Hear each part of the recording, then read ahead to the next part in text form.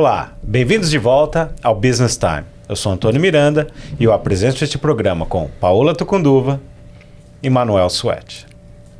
Hoje, no Business Time, nós vamos falar de um assunto muito importante para você, empreendedor, que quer começar um negócio ou já tem um negócio aqui nos Estados Unidos, que é como lidar com as adversidades dos fatores externos, aqueles que você não tem controle. Então, fique ligado aqui com a gente, que a gente vai falar sobre esse tema. Mas antes da gente começar, clica aí no sininho, assine o canal, mande suas perguntas, seus comentários, e assim a gente vai trocando informações com vocês.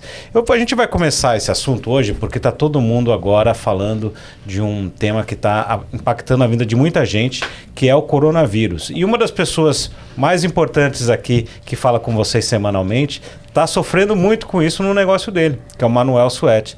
Manuel, para quem não sabe, tem uma empresa de turismo, de negócios muito sólida aqui nos Estados Unidos, que é a BTD, e ele está hoje sofrendo um pouco com relação a isso. O que está acontecendo no seu negócio e o que o coronavírus, um fator externo, está impactando em você, Manuel? Caramba, Antônio, na verdade, se a gente imaginar as proporções, as dimensões que essa crise está tomando, né, o impacto no meu negócio é nada diante do impacto na vida das pessoas, sobretudo a questão de risco de morte. Mas sem polemizar esse assunto, que todo mundo já está bem claro, eu acho que esse é um bom exemplo para o tema de hoje, né? Como é que você consegue prever? Eu sou uma parte dessa cadeia, né?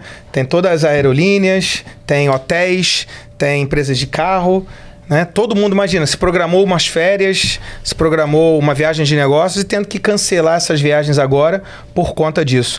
Na verdade, os números são bem preocupantes, né? Eu estava olhando uma matéria do New York Times essa semana, em 10 dias, entre finalzinho de janeiro, né, até a primeira quinzena de fevereiro, mais de 13 mil voos impactados por conta disso, né? Só na região da China, né, uma redução, né, entre 13 mil voos que voam, né, ali pela China, entre domésticos e internacionais, caiu para quase 1.600 voos. A China recebia... E a China também manda muita gente, né? Uma das grandes partes de turismo aqui nos Estados Unidos são chineses, né? Quase 2 mil voos diários que chegam aqui nos Estados Unidos caíram para 354. Então, você imagina como é que isso tem impactado essa indústria. E o impacto, ele não é menor, porque quando uma companhia cancela um voo, porque as pessoas vão deixar de viajar, aquele avião tem que ser redirecionado para outro local. Eu tive essa semana conversando com o pessoal da Delta e com outras companhias, como a Emirates também, e eles estão redirecionando aviões que são chamados o wide body, né, que são aviões grandes, tipo 777, que carregam 300 pessoas, 400 pessoas, direcionando para poder voar daqui, por exemplo, o Atlanta, Chicago, porque é a forma da companhia minimizar esse impacto. Né? Agora me fala uma coisa, Manuel. Você já tem uma ideia de qual vai ser a redução de faturamento da sua empresa?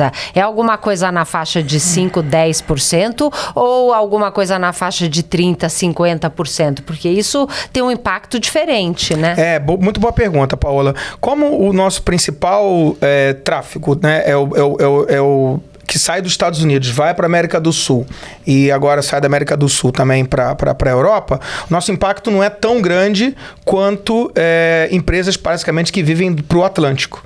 Né? Agora nós tivemos sim, pelo menos 10 clientes que tinham férias, cruzeiros programados em Singapura voando com uma companhia aérea.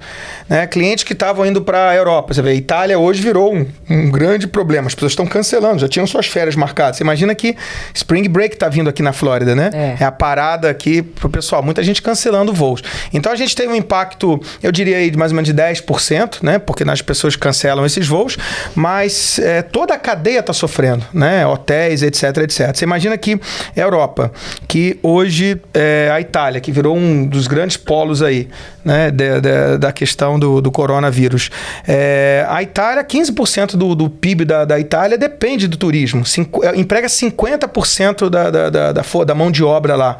Então, cidades cidades como Milão, por exemplo, ali na região da Lombardia, estão praticamente vazias, né? Vazias. Minha irmã mora em Milão, eu falei com ela e ela falou, Paula, foi impressionante. Na sexta-feira a vida estava normal. Aí teve uma notícia de um primeiro caso, passamos o sábado, quando a gente chega no final do dia do domingo, já era um pânico, a cidade estava vazia, parecia uma cidade deserta, as pessoas saindo da cidade. Ela trabalha na Campari, a Campari fechou o escritório, todo mundo trabalhando home office. A minha irmã meu sobrinho é pequeno, então resolveu sair da região de Milão para casa da sogra, para poder ficar mais protegida. Então é realmente uma situação que impacta. Agora, o outro impacto que está atingindo a todos os brasileiros, a muitos brasileiros aqui no sul da Flórida, né, Antônio, é o aumento do dólar, né? Quer dizer, o coronavírus com o risco de impactar a economia, o dólar ontem parece que bateu 4,5, né? Tá batendo valores muito altos, passando de 4,50, e aí muitas pessoas que estão aqui dependem de dinheiro, de renda que vem do Brasil. O que você tem ouvido sobre isso? O que você sente que as pessoas estão fazendo aí com essa preocupação dessa variação do dólar tão grande? Essa é um fator que está atingindo todo mundo aqui, né? E é importante que quem nos segue, quem está nos assistindo, como um dominó derruba tanta coisa. É impressionante. E isso aliado a outros fatores. As famílias que moram aqui, a gente sabe, muitas delas dependem de trazer recursos do Brasil, estão ali naquela situação. E aliado a isso, tem uma coisa que também está acontecendo bastante. Agora estão saindo muitas respostas de solicitação de green cards.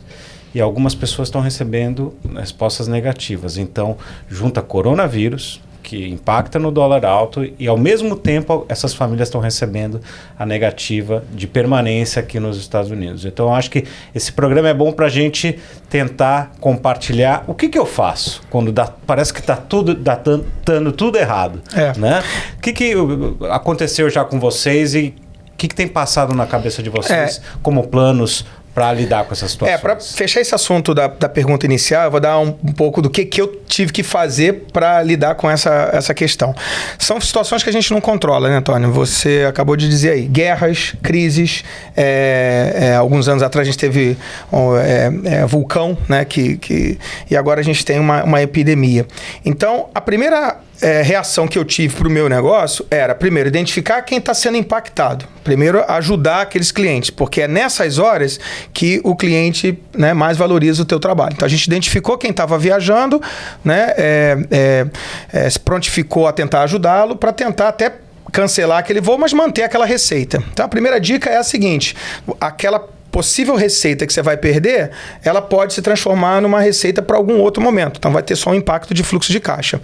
Segunda ação rápida. As pessoas deixam de viajar por um período de turismo, mas elas têm as férias delas programadas. Então, você tem que buscar algum local que não esteja sendo impactado. Então, nós imediatamente buscamos aí alternativas, por exemplo, dentro do próprio Estados Unidos, né, ou mesmo no Caribe, etc., para dar como opção para essas pessoas. Então, é buscar novos revenue streams. Essa seria a segunda dica que a gente acabou buscando fazer. E a terceira, que talvez seria a primeira, Paula, é como que eu reduzo os meus custos já. Sobretudo, você pode reduzir custo fixo, né? Como é que eu consigo reduzir meus custos variáveis? Uma campanha de marketing que estava para sair para uma ação, não bota ela na rua, porque você vai ficar sem aquele incremento de receita. Então, esteja preparado, né? Não deixe para depois, procure já buscar uma alternativa, e é um problem solving. Eu acho que o empreendedor vive com isso o tempo todo. Em situação inesperada, a coisa mais importante é a resposta imediata, né? Para que você, como uma gripezinha que você está tendo, para que não vire uma pneumonia.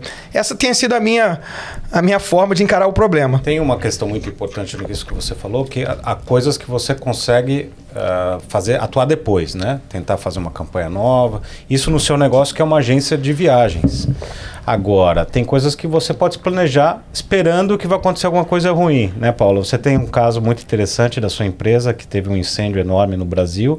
Como é que você se preparou para uma situação dessas? E, obviamente, a gente não consegue se preparar para tudo, mas eu sei que você estava preparada, né? Na verdade, Antônio, a gente não consegue muito se preparar. A gente nunca imagina que a lavanderia é um tipo de indústria que tem um risco de incêndio um pouco maior, porque mexe com tecido, com produtos químicos, muito equipamento, a parte elétrica e tal. Mas a gente nunca imagina que vai acontecer com a gente. Então, o fato é, tudo bem, a gente tinha um seguro, mas a gente não dimensionava o seguro para a realidade do negócio e nos pegou muito de surpresa. Então, foi realmente assim, o que eu acho mais importante para a gente lidar com essas adversidades que a gente não tem controle, e na minha opinião, o incêndio da minha lavanderia, ou a negativa de um visto, ou uma queda de receita como na empresa do Manuel, ela tem o mesmo impacto. Então, o que eu percebo? Primeiro, a gente tem que respirar fundo para procurar manter um certo equilíbrio emocional. Não adianta se desesperar. Segundo, o que eu fiz enquanto a lavanderia estava pegando fogo? Eu vou ficar desesperada porque o bombeiro demora a chegar, porque tem menos água do que precisava? Vai adiantar eu ter esse tipo de preocupação? Não, não vai. Então, eu vou gastar a minha energia, o que eu vou fazer amanhã para atender os meus clientes, né? Então, eu acho que esse foi o meu foco. Eu acho que nos momentos de crise, a gente tem que pensar nas pequenas ações que eu posso fazer hoje e amanhã para minimizar o impacto desse problema. Então, eu acho que essa é uma dica. Então, mesmo para quem está recebendo uma negativa de um visto, não adianta se desesperar e acabar tomando ações que depois você se arrependa. Pense em pequenas ações que você vai começar a fazer para você buscar uma alternativa e uma saída e uma solução. Tem uma história que eu gosto muito e que eu acho que ajuda nesses momentos de crise, fazendo uma analogia com o motocross. Um amigo foi pela primeira vez descer uma daquelas pirambeiras cheias de buraco de pedra com motocross com outros amigos experientes. Os amigos experientes foram num minuto e ele demorou. Quando chegou lá embaixo, ele virou e falou assim: gente, o que vocês fazem para ir tão rápido? Com tanto buraco e tanta pedra. E aí os amigos experientes viraram para ele e falaram assim: você fica focando a sua atenção nos buracos e nas pedras? Ele falou: claro, se eu não fizer isso, como é que vocês fazem? O amigo experiente falou: eu foco o meu olhar por onde a minha roda vai passar. E esse amigo falou que na próxima rampa ele fez essa experiência e ele desceu em metade do tempo. Então, eu diria para todos os nossos, para todas as pessoas que estão nos acompanhando, a nossa audiência, empreendedores, achar a solução significa focar o seu olhar do que eu vou fazer para sair e não focar nos buracos e nas pedras. É muito boa analogia essa, Paola, dessa experiência dos motociclistas, né? Eu acho que é muito bom forma de mostrar às pessoas como se manter, como sair de adversidades, né? Esse tema é um tema, e você me lembrou agora da tua história, né? Isso aconteceu em 2004, né? Uma lavanderia industrial, em São Paulo, quando você passou diante dessa situação. Você vê, são situações que você não pode prever e você não tem como nem chamar isso de plano B, porque são situações que você não controla.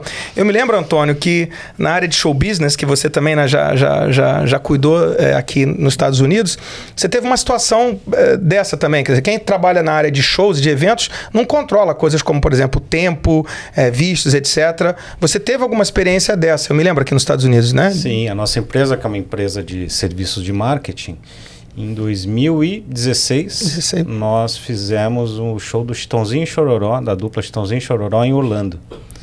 E o show estava marcado já, todo mundo esperando. Foi a primeira vez que eles vinham fazer um show aqui, em Orlando, aberto para o público. Então, vendeu-se muitos ingressos antecipadamente. E eles fizeram a solicitação para o show ser numa quarta-feira. A gente queria que fosse numa sexta, num sábado, mas eles quiseram que fosse numa quarta-feira. A gente cuidou de tudo, da logística, do hotel, da casa noturna, tudo. A gente só não cuidou do visto. Imaginem o que deu problema? O visto. O visto, né? O visto, um agente deles lá do Brasil, tinha lá um advogado que ia cuidar, e o show era numa quarta-feira, eles só conseguiram o visto numa terça. E eles só avisaram a gente que eles não iam conseguir chegar aqui na quarta-feira, na segunda.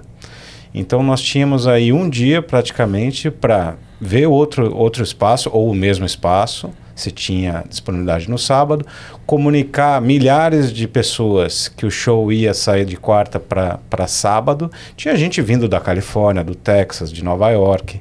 A gente teve que fazer um trabalho muito forte disso, e o show então passou para o sábado. Em um dia a gente teve que trabalhar praticamente o que a gente tinha trabalhado em 3 meses. Mas no final, né, sabendo lidar com a diversidade, seguindo aí o caminho, não olhando para a pedra e sim para o caminho, a gente conseguiu vender até mais ingressos, porque mais pessoas conseguiram ir depois no show. E foi um show belíssimo. A dupla se desculpou com o público, que não puderam chegar na quarta-feira, e chegaram no sábado, e no final foi um resultado melhor do que a gente esperava. E nem sempre é assim, né? Eu acho que a dica aqui para os empreendedores também, que inclusive que lidam nessa área de serviços, é também uma coisa que você pode planejar sim é na parte de seguros, né? Todos os contratos que a gente assina aqui, no teu caso específico, era uma questão de seguros, mas contratos da área de serviço, você tem uma cláusula chamada força majeure, né?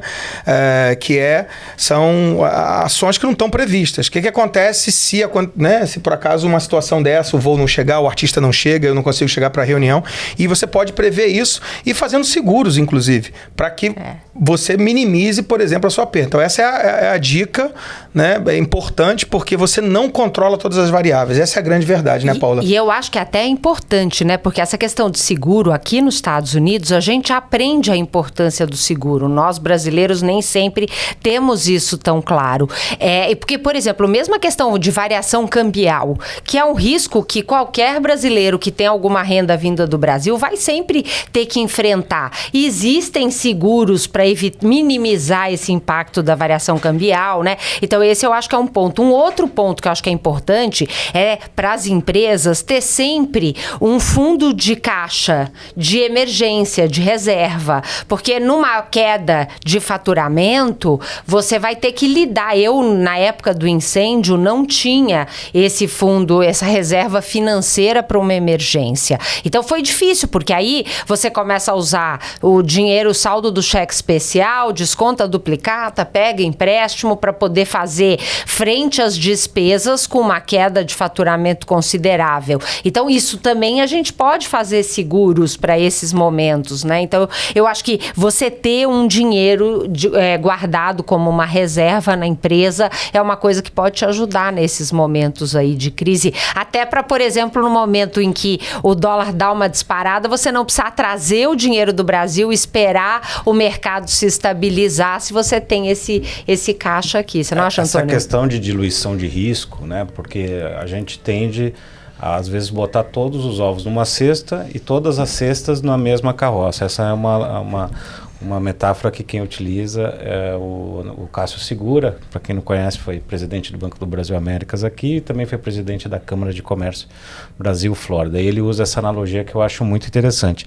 Olha que caso interessante. A empresa Constellation Brands, que é dona da cerveja marca Corona, está investindo agora $40 milhões no lançamento de um novo produto que se chama Seltzer, que está explodindo aqui nos Estados Unidos. E devido ao problema do coronavírus, 38% dos americanos disseram numa pesquisa que não comprariam Corona em nenhuma circunstância. E 14% não pediriam Corona em público. Olha como impacta, algo que você não esperava impacta, né? Então é importante a gente ter essas cestas em várias carroças, né? Não só os ovos em diferentes cestas, mas as cestas em várias carroças para não ficar dependente de uma coisa ou outra. E é interessante essa analogia porque Por exemplo, as pessoas têm sofrido muito, quem trabalha com comércio exterior tem sofrido muito, por exemplo, com questão de componentes, né? Os componentes não estão chegando da China. E aí vai nesse ponto de ter tudo num local só. Se o seu negócio principal é esse, a dica da Paola aqui é aquela que funcionaria. Como você não tem como diversificar a receita por outro lado, ter um fundo de reserva seria importante. Por exemplo, quem trabalha com câmbio, trabalha com operações internacionais, conhece uma palavra chamada hedging. Hedge é exatamente isso, é você prever um pouco o futuro. Eu trabalhei na área de petróleo durante muito tempo, a Aerolínea começa a fazer isso também, é prever como é que vai ser aquele futuro curto ali, né, aquele contrato que você vai comprar e fazer um lock-in ali daquela taxa futura, né, e você pode perder ou ganhar, mas é uma das formas de você também se prevenir e minimizar, por exemplo, essa questão de risco. Mas tem uma questão que eu queria abordar com vocês, que ela é fundamental, tirando das variáveis que a gente controla, que é a atitude. Eu queria voltar num ponto que a Paola colocou, que eu acho que é muito importante, né? Nós estamos falando de alguma coisa que você não prevê. Não está escrito no plano B. Então, como que eu, empreendedor, vivendo fora, diante dessas negativas, seja do meu negócio, seja do meu visto, eu vou reagir àquela situação que não estava prevista? Porque se você tivesse pensado nela, você vai conseguir fazer. E eu queria explorar um pouco isso. Essa questão da capacidade, até mesmo da inteligência emocional é super importante, né, Paola? Mas a atitude diante do problema é uma das coisas mais importantes. A gente, no nosso dia a dia, a gente vive muito dessas adversidades. Como tem sido um pouco a experiência que vocês tiveram, aonde esse controle emocional falou mais alto, inclusive para a própria solução? Eu acho que o mais importante, Manuel, para mim, tem um conceito que me ajuda nesses momentos. Entre aquilo que me acontece e a forma com que eu vou responder a isso, eu tenho um espaço de escolha. Eu posso olhar para esse problema como uma oportunidade de aprendizado, de crescimento, ou eu posso olhar e me vitimizar.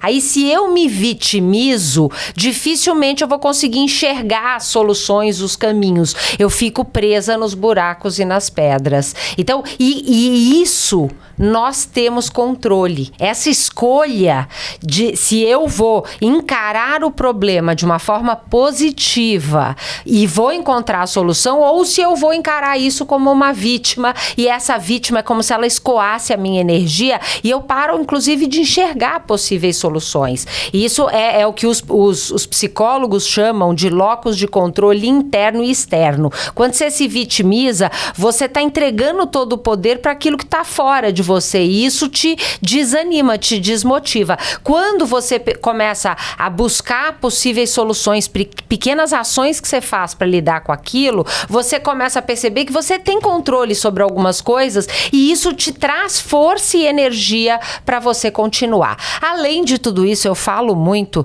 de uma questão de fé, que é acreditar.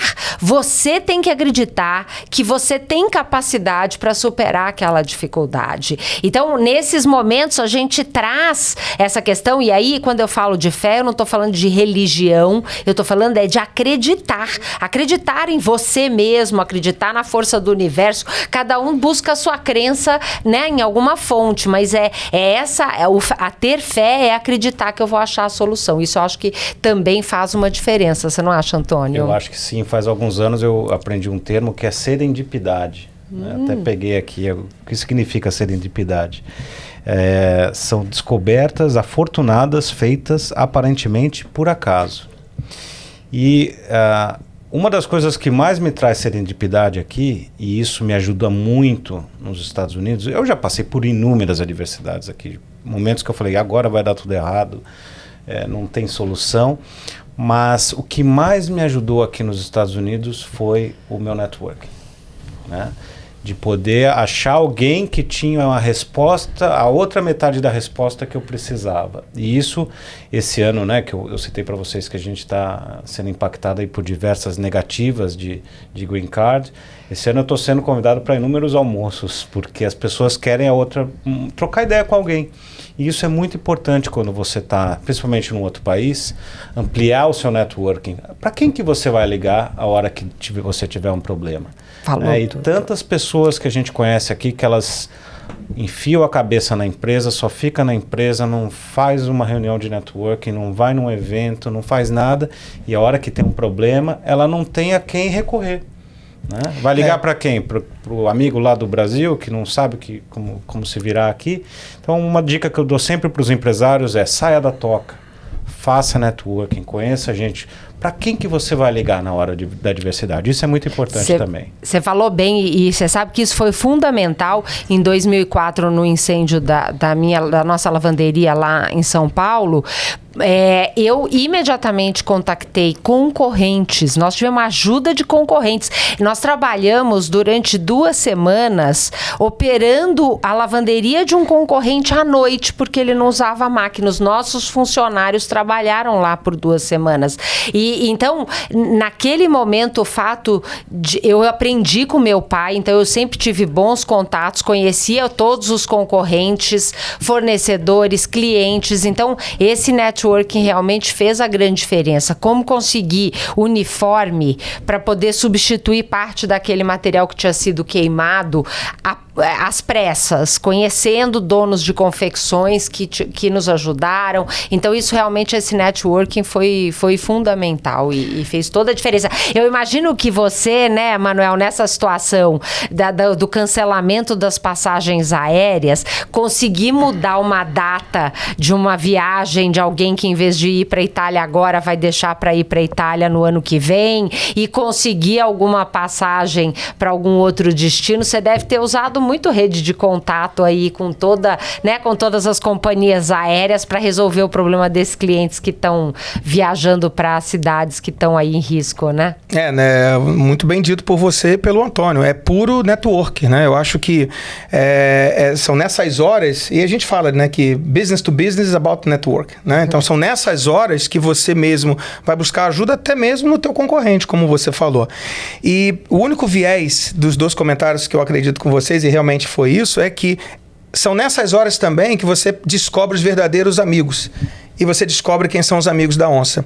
É aquela rede tua que você acreditava ser uma rede forte, mas são aqueles fake friends, né? Então, as adversidades também servem para isso, né? Eu também tenho vivido isso, né? Um pouco na minha experiência de empreendedor aqui. E costumava dizer isso sempre aqui, ao longo do ano passado, dizia isso, né? O que não falta tatu é para te levar pro buraco. Você descobre muito tatu ou fake friends, né? Nesses momentos de adversidade. O que reforça exatamente aqueles que estão ali, e te ajudar no momento extremo e não te deixar cair quando você, por exemplo, tem um cliente importante, a tua relação seja com a aerolínea ou mesmo com uma outra pessoa. Então, eu não posso... quer dizer, eu tenho que concordar demais com vocês e endossar. Eu acho até que vale, né, Antônio? Talvez pelo programa de hoje, que foi um programa educativo, né? A gente fazer uma lista das coisas que a gente aprendeu hoje aqui. O que você acha? Com certeza, Manuel. Vamos fazer essa listinha. O que a gente aprendeu hoje? Vamos lá, eu vou pegar aqui o que eu aprendi um pouco aqui. Vocês, por favor, me corrijam se eu estiver errado. Mas eu acho que primeiro você não controla uma situação adversa, né? Porque senão ela não seria uma situação de controle. Então não dá para falar qual é o meu plano B para uma crise como a gente está vivendo de coronavírus. Não tem plano B, você simplesmente não controla. Qual é o primeiro aprendizado? Se ele estiver acontecendo, respira fundo, dá um passo para trás e veja, bem, isso está acontecendo, esse é o impacto. Como que eu vou reagir para isso? E aí você consegue, dentro do que a Paola falou, naquele âmbito de escolha, de me entrego, me vitimizo ou não, como que eu vou reagir? Eu lembrei uma coisa quando eu fiz meu estágio para a Shell, que o pessoal queria treinar a visão helicóptero. A visão helicóptero é a capacidade de olhar por cima, né? Então a boa pergunta é a seguinte: você está no meio da floresta, alguém grita fogo, o que você faz? Você sai correndo, gritando, você sobe de uma árvore ou você fica parado, pedindo ajuda? Né? E a resposta correta é: subo numa árvore, porque se subir numa árvore eu vou ver onde está o fogo, vou correr para o lado contrário e vou gritar por ajuda. Né? Então acho que parar, né? Subir na árvore, olhar, entender o problema é uma outra grande lição, né?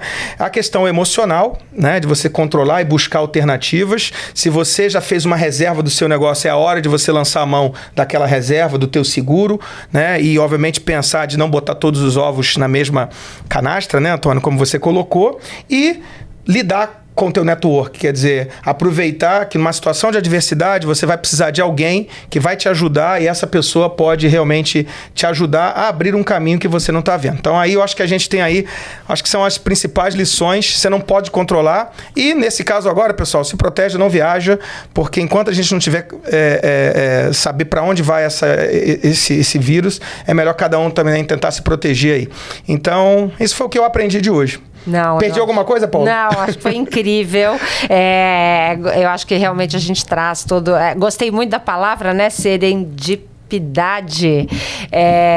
E realmente a gente olhar aí essas situações e tirar esses aprendizados faz toda a diferença, né, Antônio? Tudo tem solução, né? Mas tem que ter calma, né? Tem que saber lidar com as crises. Dentro das empresas todo mundo fala em gestão de crise, né? Ser bastante honesto, ser franco. A gente não consegue controlar tudo, não tem jeito. Mas a gente, com a união, com os amigos, de verdade, como o Manuel falou, a gente consegue resolver bastante coisa. Ótimo assunto hoje. Você que esteve com a gente, obrigado, Paola. Obrigado, Manuel. Obrigado a você que esteve com a gente. E fique com a gente na próxima sexta-feira aqui no Business Time. Um abraço e até lá.